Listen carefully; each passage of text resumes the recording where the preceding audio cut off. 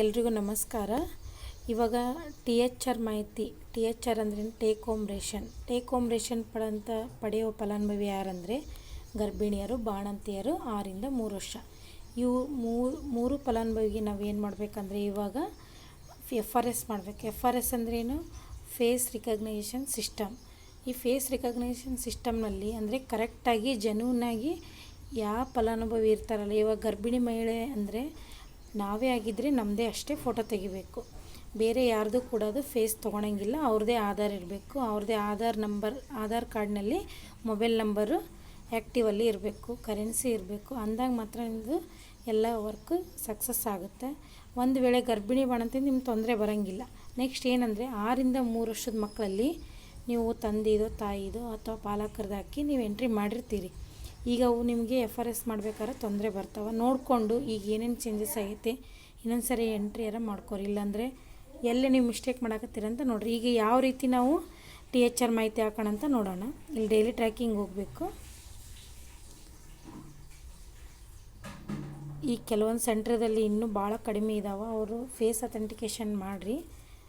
ಇಲ್ಲಿ ಎಲ್ಲಿ ಮಾಡಬೇಕಂದ್ರೆ ನೀವು AWC ಡೈಲಿ ಟ್ರ್ಯಾಕಿಂಗಲ್ಲೇ ಹೋಗಬೇಕು.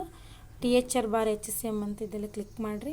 ಇಲ್ಲಿ ಫಸ್ಟು ಪ್ರೆಗ್ನೆಂಟ್ ವುಮೆನ್ ಇದಾವಲ್ಲ, ಈ ಪ್ರೆಗ್ನೆಂಟ್ ವುಮೆನ್ ಮೇಲೆ ಕ್ಲಿಕ್ ಮಾಡಿರಿ. ಗರ್ಭಿಣಿಯರಿಗೆ ಇಲ್ಲಿ ನೋಡಿರಿ, ಇಲ್ಲಿ HCM ಯಾರು ಹಾಕ್ಬೇಡ್ರಿ. HCM ನಾವು ಅವಾಗ ಹೇಳ್ತಿದ್ವಿ ಹಾಕ್ರಿ ಅಂತ. ಬಟ್ ಇವಾಗ ಎಲ್ಲರೂ ನೀವು THR ಅಪ್ಲೈ ಮಾಡಬೇಕು. ಏನಂದರೆ ಈಗ ಹನುಮಮ್ಮ ಅಂತ ಐತಿ ಎರಡನೇದ್ದು.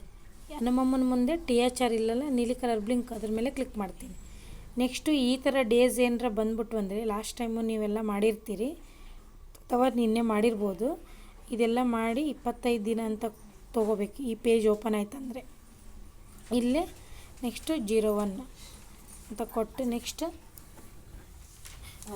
ನೆಕ್ಸ್ಟ್ ಇಲ್ಲೇ ಪ್ರೊಸೀಡ್ ಅಂತ ಕೊಡಬೇಕು. ಪ್ರೊಸೀಡು ಇದು ಏನೂ ಬಂದಿಲ್ಲ, ಆಲ್ರೆಡಿ ಇವ್ರು ಹಾಕ್ಯಾರಂತ ಅರ್ಥ. ಹನುಮಮ್ಮ ಮುಂದೆ ಮುಗ್ದೈತಿ ಅಂತ ಬಿಟ್ಬಿಡಿ. ನೆಕ್ಸ್ಟ್ ಏನು ಮಾಡಿರಿ, ಇವಾಗ ಬ್ಯಾಕ್ ಹೋಗ್ರಿ. ಈಗ ಇದರಲ್ಲಿ ಮತ್ತೆ ಯಾರ್ದು ಏನರ ಅದಾರ ನೋಡೋಣ. ರೇಖಂದು ಆಲ್ರೆಡಿ ಫೇಸ್ ವೆರಿಫಿಕೇಷನ್ ಆಗೈತಿ. ಮೇ ಬಿ 25 ದಿನ, ಇಲ್ಲಿ 25 ದಿನ ತೊಗೋರಿ. Number of pockets 01 face verification ಅಂದು ಪ್ರೊಸೀಡ್ ಅಂತ ಹೇಳ್ರಿ. ಇಲ್ಲಿ ಪ್ರೊಸೀಡ್ ಅಂದಾಗ ನೆಕ್ಸ್ಟು ಮತ್ತು ಈ ತಿಂಗಳ ಆಗಿದ್ರೆ ಓಕೆ. ನೆಕ್ಸ್ಟ್ ಫೋಟೋ ಕ್ಯಾಪ್ಚರ್ ಯಾರ್ಯಾರು ಮಾಡಿರಿ ಅನ್ನೋದು ನಿಮ್ಗೆ ಗಮನಕ್ಕೆ ಇರುತ್ತೆ, ಎಷ್ಟು ಗರ್ಭಿಣಿಯರು ಮುಗ್ದೈತಿ ಎಷ್ಟಿಲ್ಲ ಅಂತಂದು. ಈ ಥರ ಮೆಸೇಜ್ ಬಂದರೆ ಅಲೋ ಕೊಡ್ರಿ. ಇಲ್ಲಿ ಹೈ ಬ್ಲಿಂಕು ಸ್ಟ್ರೇಟ್ ಫೇಸ್ ಅಂತ ಐತಲ್ಲ, ಹಿಂಗೆ ಸ್ಟ್ರೇಟಾಗಿ ನಿಲ್ಲಿಸ್ಬೇಕು. ಸ್ಟ್ರೇಟಾಗಿ ನಿಲ್ಲಿಸಿ ಕಣ್ಣು ಒಂದ್ಸರಿ ಬ್ಲಿಂಕ್ ಮಾಡಬೇಕು. ಅಂದಾಗ ಮಾತ್ರ ಅದು ತೊಗೊತೈತೆ. ಅದು ತೊಗೊಂಡಾಗ ನೀವೇನು ಮಾಡಬೇಕು, ಇವಾಗ ಫೋಟೋ ಕ್ಯಾಪ್ಚರ್ ಮಾಡ್ಬೇಕು, ಸಕ್ಸಸ್ ಆಗುತ್ತೆ. ನೆಕ್ಸ್ಟ್ ಅದು ಏನು ಕೇಳುತ್ತೆ ಅದು ಮಾಹಿತಿ ಹಾಕ್ಕೊಂತ ಅವ್ರಿಗೆ ಗರ್ಭಿಣಿಯರದು. ಈಗ ನಾನು ಬ್ಯಾಕ್ ಬರ್ತೀನಿ. ನೆಕ್ಸ್ಟ್ ಇದರಲ್ಲೇ 6ರಿಂದ 3 ವರ್ಷದ ಮಕ್ಕಳದ್ದು ಹೆಂಗೆ ಮಾಡ್ತೀರ ಅಂತ ನೋಡೋಣ. 6ರಿಂದ 3 ವರ್ಷದ ಮಕ್ಕಳು 29 ಇದ್ದಾವೆ. ಈ 29ರಲ್ಲಿ ನೀವು ಎಷ್ಟೆಷ್ಟು ಮಾಡಿರಿ ಅನ್ನೋದು ಕೆಲವೊಂದಿಷ್ಟು ಬ್ಲರ್ ಆಗ್ಯಾವ, ಇನ್ನು ಕೆಲವೊಂದಿಷ್ಟು ಬ್ಲರ್ ಆಗಿಲ್ಲ. ಅಂದರೆ ಈಗ ಅಧ್ಯಯನ ಮಗುವಿಂದು ನೀವಿನ್ನೂ THR ಮಾಡಿಲ್ಲ ಅಂತ ಅರ್ಥ. ಇಲ್ಲಿ ನೋಡಿ THR ಮುಂದೆ ಹೊಡೆದ್ರೆ ಅದೇನು ಹೇಳುತ್ತಾ, ಬೆನಿಫಿಷರಿ ಪೇರೆಂಟ್ಸ್ ಬಾರ್ guardian KYC and photo capture are pending ಅಂತ ಐತಿ. ಅಂದರೆ ನೀವು ಇನ್ನೂ ಮಾಡಬೇಕಂತ ಅರ್ಥ.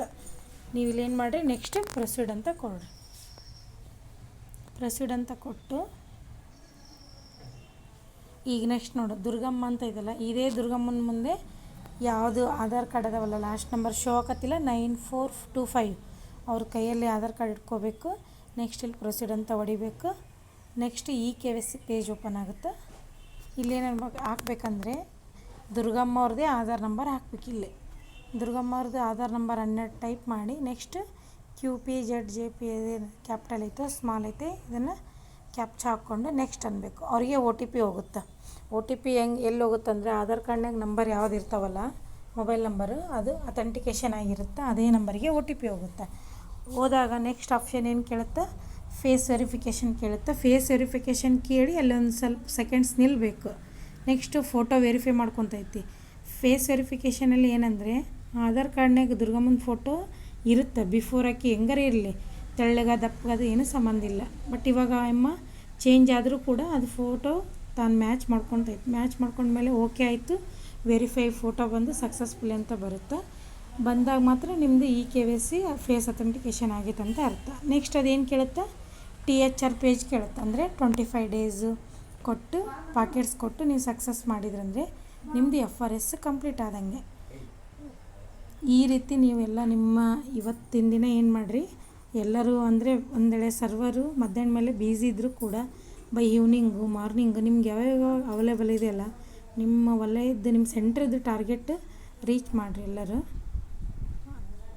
ನೆಕ್ಸ್ಟ್ ಇನ್ನೊಂದು ಏನು ಕನ್ಫರ್ಮೇಷನ್ ಮಾಡಬೇಕಂದ್ರೆ, ಇವಾಗ ಮತ್ತು ನೀವು ಎಲ್ಲೇ ಮಾಡಿರೋ ಬಿಟ್ಟಿರೋ ಎಲ್ಲ ಆಗ್ಯಾವ್ರಿ ಏನು ಮೇಡಮ್ ಅಂತ ಅಂತಿರ್ತೀರಿ. ಬಟ್ ನೀವೆಲ್ಲಿ ಇನ್ನೊಂದು ಕನ್ಫರ್ಮೇಷನ್ ಮಾಡ್ಕೋಬೇಕಂದ್ರೆ ಈ ಬೆನಿಫಿಷರಿಗೆ ಹೋಗ್ಬೇಕು.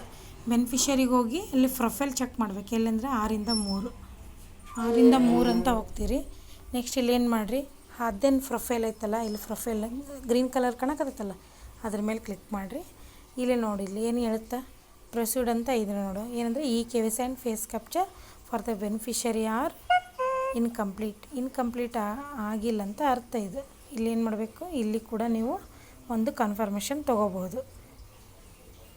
ಅಲ್ಲಿ ಒಂದು ಗೊತ್ತಾಗಲಿಲ್ಲ ಅಂದರೆ ಇಲ್ಲಿಯೇ ಪ್ರತಿಯೊಂದು ಮಗುವಿಂದು ಅಥವಾ ಗರ್ಭಿಣಿ ಬಾಣಂತಿದೆ ಇದೇ ರೀತಿ ಪ್ರೊಫೈಲ್ ಚೆಕ್ ಮಾಡಿಕೊಂಡು ಇಲ್ಲೇನರ ಈ ಥರ ಮೆಸೇಜ್ ಬಂದಿತ್ತಂದರೆ ಪ್ರೊಸೀಡ್ ಅಂತ ಬಂದಿತ್ತಂದರೆ ಇದು ಇನ್ನೂ ಕಂಪ್ಲೀಟ್ ಆಗಿಲ್ಲ ಅಂತ ಅರ್ಥ. ಒಂದು ವೇಳೆ ಇದು ಏನೂ ಬಂದಿಲ್ಲ ಅಂದ್ರೆ ಮೊಬೈಲ್ ವೆರಿಫೈಡ್ ಟಿಕ್ ಬಂದವ ನೋಡಿ ಗ್ರೀನ್ ಕಲರ್ ಲಿಂಕ್ ಅದು ಆಗೈತೆ ಅಂತ ಅರ್ಥ. ಆಧಾರ್ ನಂಬರ್ ಮ್ಯಾಚ್ ಆಗೈತಿ. ನೆಕ್ಸ್ಟ್ ಏನು ಬರುತ್ತೆ, ಇನ್ನೊಂದು KYC ಆಗೈತೆ ಅಂತ ನಿಮ್ಗೆ ಮೆಸೇಜ್ ಕೊಡುತ್ತೆ. ಎಲ್ಲರೂ ಈ ಥರ ಚೆಕ್ ಮಾಡ್ಕೊಳ್ರಿ, ನಿಮ್ಗೆ ಗೊತ್ತಾಗ್ತವೆ ಏನಂತ ಅನ್ನೋದು. Thank you.